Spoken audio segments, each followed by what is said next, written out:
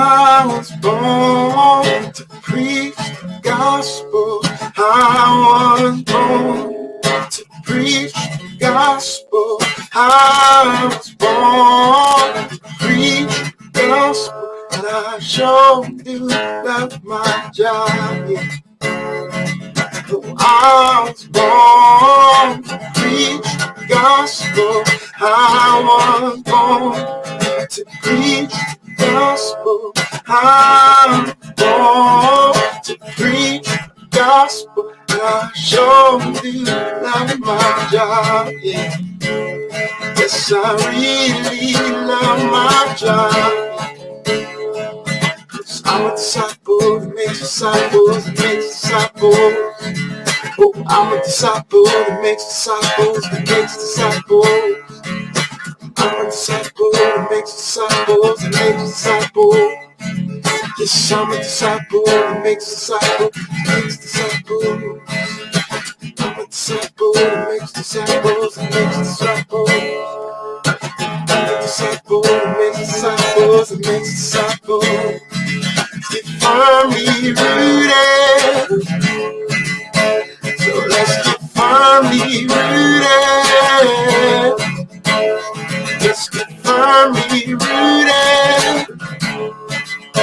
So let's get firmly rooted. Oh, I'm a disciple that makes disciples that makes disciples. I'm a disciple that makes disciples that makes disciples. I'm a disciple that makes disciples that makes disciples. Let's get firmly rooted. Firmly rooted. Let's get firmly rooted.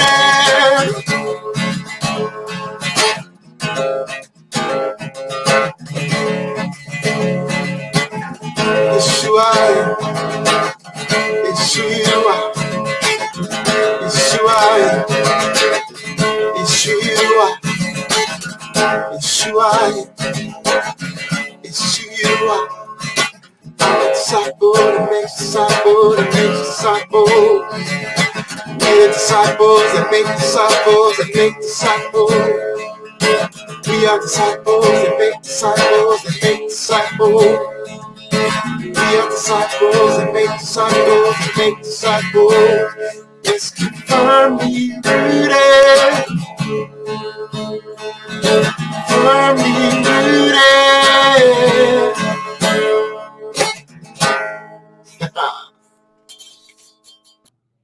Firmly Rooted family, good morning. Pastor Tom, Firmly Rooted Ministry.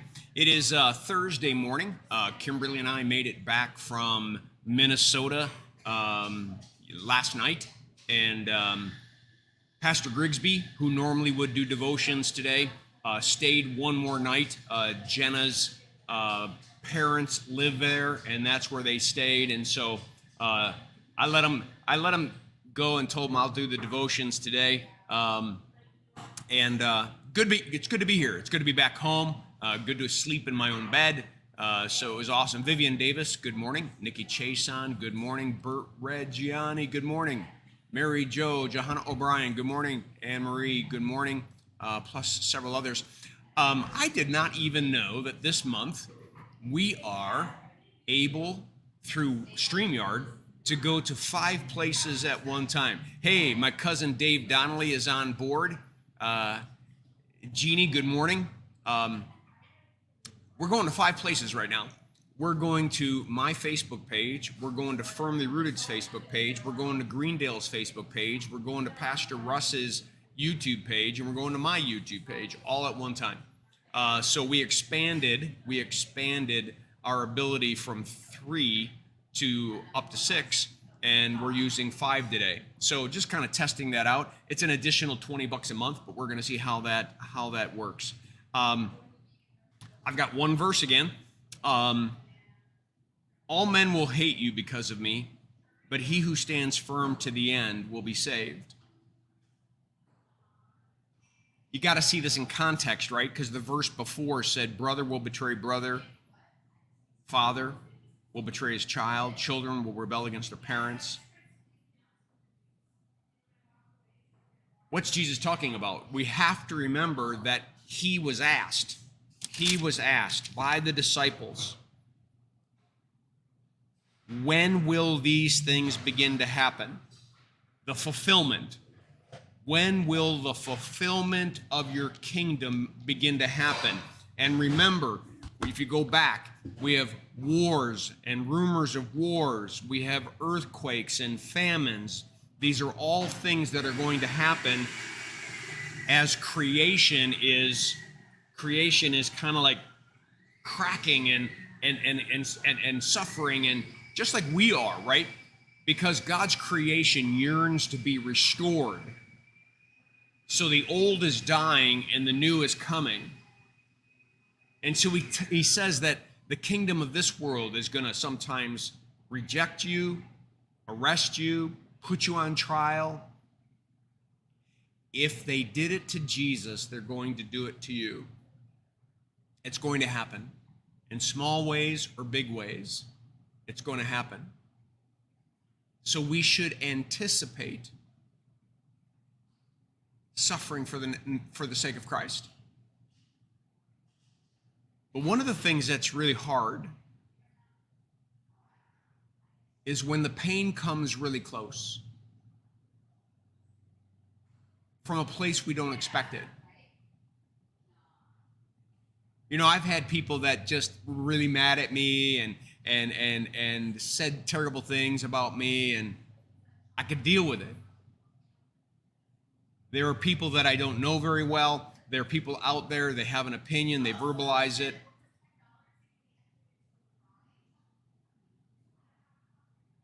True suffering comes when it's a sucker punch, when it comes from within a family, when it comes from within the best of friends, when it comes from a Judas who betrays you with a kiss, or a Peter who denies you because he doesn't want to stand up to a young lady at a fire keeping warm.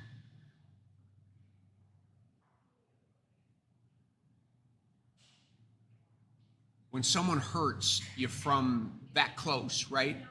Only a friend can betray a friend. That person on the outside of my life, they're not betraying me. They don't know me.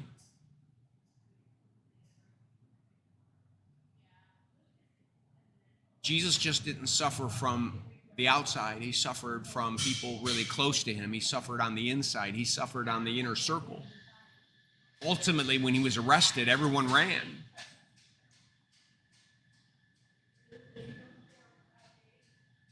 So there's no good on the first side of this. There's no good news. I mean, we're going to suffer for the sake of Christ, especially if we're going to live the life of Christ. All who desire to live godly in Christ Jesus will be persecuted. So if we're not persecuted sometimes, it may be that we're not living godly lives. Our lives look just like the world out there, and so there's no difference. But if there is a difference, an astounding difference, that you live as one who is set apart, made holy, a royal priesthood, a holy nation, you just might get sucker punched sometimes. And get it from the most unexpected place. Jesus' only good news: stand firm.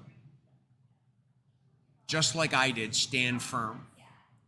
Stand firm on God's love. Stand firm on his eternal truth, and you will be saved. You will come out of this suffering. You will come out of this pain stronger, more convicted and convinced of your faith. That's what he's promising us. It's funny, he's not telling them when it's going to be, right? 2,467 years after my resurrection, I'm going to come back again. Everything he's telling them is to be ready for the things that are coming at the church as this gets closer and closer. What a great time to be looking at this section in Mark, while we're preaching messages on the 7 letters to the churches of Revelation. Whoa. They go together. That we as individuals and we as a church have to right ourselves in relationship to the calling that we have in Christ. And we have to right ourselves understanding that the kingdom of this world is going to end and God's is going to continue. Stand firm. Paul says it all the time. Stand firm. Stand firm. Put on the full armor of God and stand firm. Stand firm. Let's do that today. Let's firmly root ourselves in his love. Let's firmly root ourselves in his eternal truth. Let's not cave into our society, and let's stand firm in that love and in that truth, even if we get sucker punched for it. We're going to be saved. And maybe, just maybe, by doing what we did, we might touch someone else's life and they might see Jesus in us. That's a win. That's a win. All right. That's what I have for you. I hope that this devotion was a blessing to you. Have a great day. Make it a firmly rooted day. And may someone see Jesus in us today. Peace.